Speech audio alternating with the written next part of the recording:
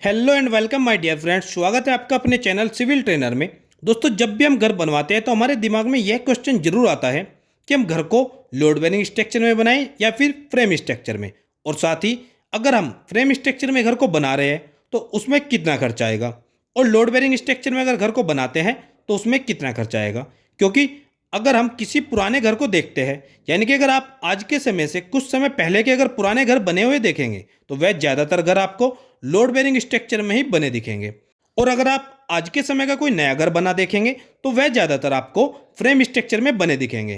तो दोस्तों, आज की इस वीडियो में हम फ्रेम स्ट्रक्चर और लोड बेयरिंग स्ट्रक्चर के एडवांटेज और डिसएडवांटेज को जानेंगे, और साथ ही वीडियो के एंड में जानेंगे दोनों के खर्च के बारे में, और मेरे हिसाब से आपके लिए कौन सा विकल्प बेस्ट रहेगा यह भी मैं आपको वीडियो के अंत में बताने वाला हूं।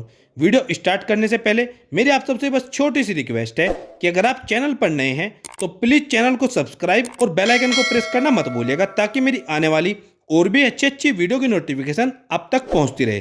तो चलिए दोस्तों, वीडियो स्टार्ट करते हैं बिना किसी देरी के। सबसे पहले हम बात करते हैं लोड बेयरिंग स्ट्रक्चर में आप 2 या 3 मंजिल तक की घर बना सकते हैं।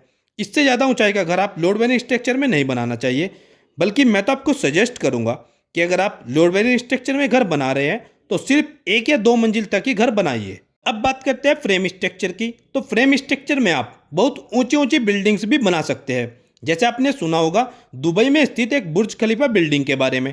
वह बहुत ऊंची बिल्डिंग है, यानी कि इसकी जो ऊंचाई है वह लगभग 828 मीटर यानी कि 2716 फीट। तो ओवरऑल बात करें कि अगर आप घर बनाना चाहते हैं 1 से 2, 3, 4 या फिर 10 मंजिल तक भी, तो आप फ्रेम स्ट्रक्चर के साथ जाइए। सेकंड, लोड बेयरिंग स्ट्रक्चर में आपको कभी भी 9 इंच से कम मोटाई की चिनाई यानी कि ब्रिकवर्क नहीं कराना चाहिए, क्योंकि इस कंडीशन में सारा लोड दीवारों के थ्रू ही नीचे फाउंडेशन तक पहुंचता है। वहीं फ्रेम स्ट्रक्चर में आप कम से कम 4 इंच या 6 इंच तक का भी ब्रिकवर्क ईजिली कर सकते हैं, क्योंकि फ्रेम स्ट्रक्चर में आपका पूरा लोड बीम से कॉलम और कॉलम से नीचे फाउंडेशन तक पहुंचता है। थर्ड, हम बात करें कंस्ट्रक्शन स्पीड की।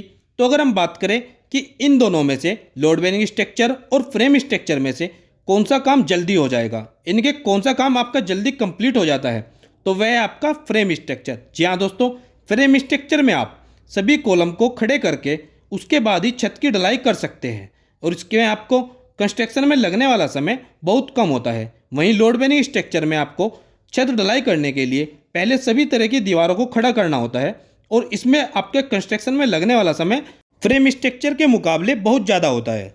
अब फोर्थ पॉइंट है कारपेट एरिया। जहाँ दोस्तों लोड बेयरिंग स्ट्रक्चर में आपको कारपेट एरिया कम मिलता है, और फ्रेम स्ट्रक्चर में आपको कारपेट एरिया थोड़ा ज़्यादा मिल जाता है। वह इसलिए क्योंकि लोड बेयरिंग स्ट्रक्चर में आपको 9 इंच की दीवार देनी होती है, वहीं फ्रेम स्ट्रक्चर में आप 4 इंच तक की मोटाई की दीवार दे सकते हैं। इससे आपका कारपेट एरिया बढ़ जाता है। नेक्स्ट पॉइंट है फ्लेक्सिबिलिटी। दोस्तों, अगर आप लोड बेयरिंग स्ट्रक्चर में घर बना रहे हैं तो इसमें आपको चेंजेस करना भारी पड़ सकता है। मतलब आप एक दीवार को नहीं हटा सकते, क्योंकि ऐसी कंडीशन में सारा लोड आपकी दीवारों पर ही रहता है, और अगर आप वहाँ से दीवार को हटाएंगे तो यह आपको भारी पड़ सकता है। वहीं हम बात करें अगर फ्रेम स्ट्रक्चर की, तो यहाँ पर आप इजीली दीवार को हटा सकते हैं, रूम्स वगैरह के साइज को घटाया बढ़ा सकते हैं, क्योंकि यहाँ पर आपका सारा लोड आपके बीम और कॉलम पर रहता है। तो इस तरह फ्लेक्सिबिलिटी आपके लिए सिर्फ फ्रेम स्ट्रक्चर में ही मिल सकती है। अब अगला पॉइंट है कॉस्ट ऑफ रिपेयर। दोस्तों, cost of repair load bearing structure में ज़्यादा आता है फ्रेम स्ट्रक्चर के मुकाबले। यानी कि अगर आप लोड बेयरिंग स्ट्रक्चर के साथ रहते हैं तो यहाँ पर आपको कॉस्ट ऑफ रिपेयर ज़्यादा पड़ेगा। वहीं अगर आप फ्रेम स्ट्रक्चर के साथ हैं तो रिपेयरिंग कॉस्ट कम आएगी। अब नेक्स्ट और मोस्ट इंपॉर्टेंट है दोस्तों, अगर आप अर्थक्वेक जैसी कंडीशन में हैं तो इसमें कौन सा विकल्प बेस्ट रहेगा, तो इसके लिए है आपका फ्रेम स्ट्रक्चर। जी हाँ दोस्तों, अर्थक्वेक जैसी कंडीशन में आपके लिए फ्रेम स्ट्रक्चर बेस्ट ऑप्शन साबित होगा। अब दोस्तों, जैसे कि मैंने आपको वीडियो के शुरुआत में ही बोला था कि इन दोनों के खर्च के बारे में भी बताऊंगा, और आपको सजेस्ट करूंगा कि आपके लिए कौन सा विकल्प बेस्ट है। तो दोस्तों, सबसे पहले आपको बता देना चाहता हूं कि अगर आपका 1000 स्क्वायर फीट का प्लॉट है और आप लोड बेयरिंग स्ट्रक्चर में घर बनाना चाहते हैं, तो इसमें आपका खर्च आएगा अप्रोक्सीमेटली 11 से 13 लाख रुपए तक। वहीं फ्रेम स्ट्रक्चर में अगर आप घर बनाना चाहते हैं तो इसमें आपका 1000 स्क्वायर फीट में जो टोटल खर्च आएगा वह होगा अप्रोक्सीमेटली 16 से 18 लाख रुपए तक। तो ओवरऑल देखा जाए तो आपका फ्रेम स्ट्रक्चर में घर बनाने का खर्च लोड बेरिंग स्ट्रक्चर के घर बनाने के खर्च से अप्रोक्सीमेटली 4 लाख रुपए तक ज़्यादा आता है।